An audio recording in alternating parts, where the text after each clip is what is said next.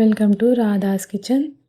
Bachelors అయినా beginners అయినా ఈజీగా చేసుకునే రెస్టారెంట్ స్టైల్ పన్నీర్ బిర్యానీ అండి. చాలా టేస్టీగా ఉంది. చాలా ఈజీగా చేసుకోవచ్చు. ఎలా చేయాలో చూద్దాం. ముందుగా 2 గ్లాసుల వరకు బాస్మతి రైస్ తీసుకొని రైస్ని 2-3 టైమ్స్ బాగా వాష్ చేసుకోవాలండి. వాష్ చేసుకున్న రైస్లో వాటర్ వేసి హాఫ్ అన్ అవర్ పాటు పక్కన పెట్టుకోవాలి.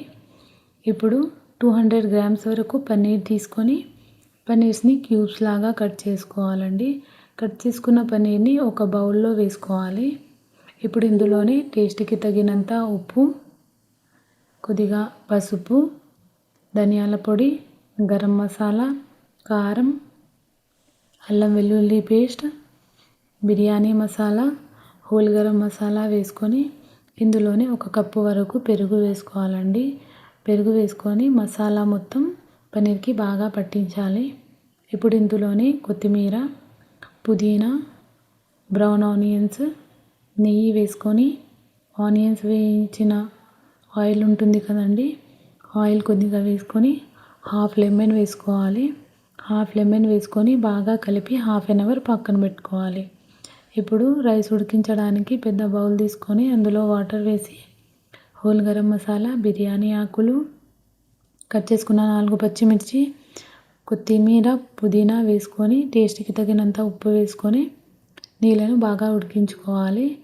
ఇలా నీళ్ళు ఉడుకుతున్నప్పుడు మనం నానబెట్టుకున్న రైస్ని వేసుకొని ఒకసారి కలిపేసుకొని ఉప్పు సరిపోయిందా లేదా చెక్ చేసుకొని మూత పెట్టేసుకొని ఉడికించుకోవాలండి. ఇప్పుడు బిర్యానీ దమ్ చేయడానికి ఒక గిన్నె తీసుకొని అందులో కొద్దిగా నెయ్యి వేసుకొని మనం మ్యాగ్నేట్ చేసుకొని పెట్టుకున్న పన్నీర్ని వేసుకొని స్ప్రెడ్ చేసుకోవాలి. ఇప్పుడు 80% రైస్ ఉడికిందా లేదా అని చెక్ చేసుకొని ఇప్పుడు 80% వరకు ఉడికిన రైస్ని మనం పన్నీర్ పైన లేయర్స్ లాగా వేసుకోవాలండి.